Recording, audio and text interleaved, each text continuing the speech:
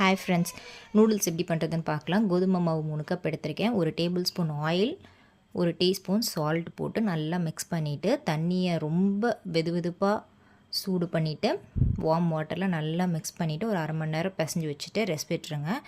இதை வந்து கொஞ்சம் கொஞ்சம் மாவாக எடுத்து நம்ம நூடுல்ஸ் மேக்கரில் நூடுல்ஸ் பண்ணிக்கலாம். தண்ணி நல்லா கொதிக்க வச்சுட்டு அதில் இந்த மாதிரி புழிஞ்சு விடுங்க. 3லேருந்து 5 நிமிஷம் கரெக்டாக ஆகும்.